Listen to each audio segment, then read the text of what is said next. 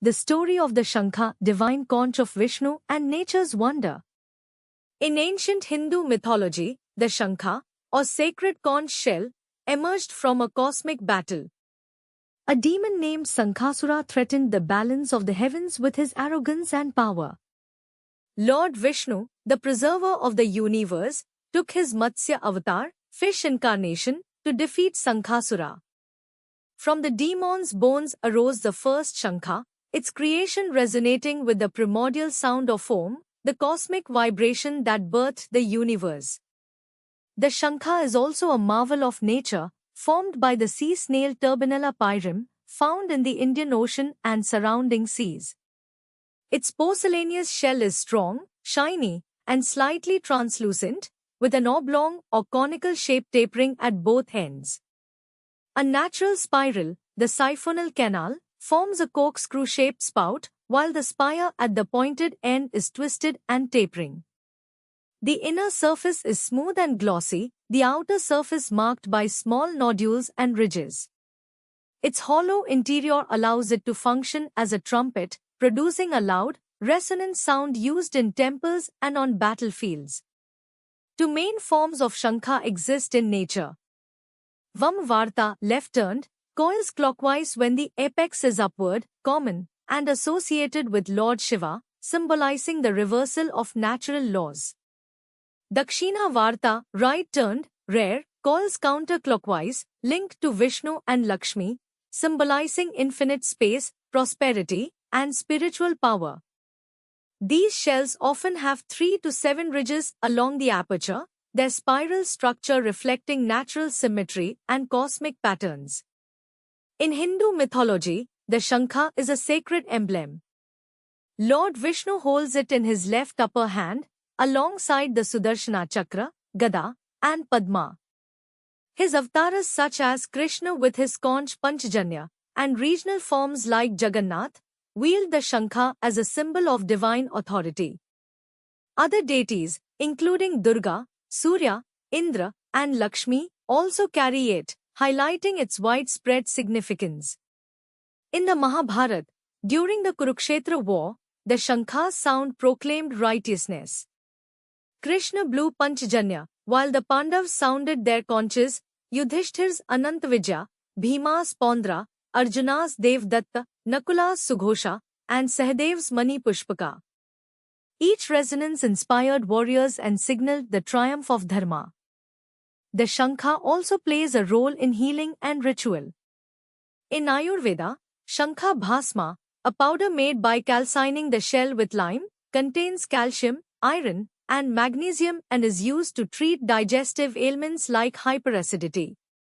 Ritually, the Shankha is blown during aartis, used to sprinkle holy water, or to bathe deity images, linking its physical properties to spiritual purification. The Shankha holds symbolic weight. In Buddhism, it is one of the Ashtamangala, representing the pervasive sound of Dharma. The story of the Shankha, born from a demon's bones, shaped by ocean life, and consecrated by gods, remains a spiral of divine resonance.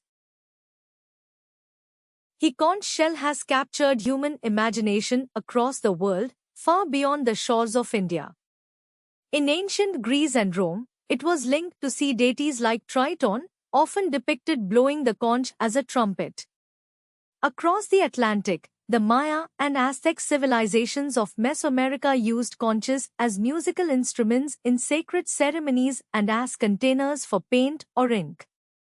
In the Polynesian islands, conches served as tools for communication, signaling across distances, and as ceremonial instruments in rituals like funerals or chiefly events.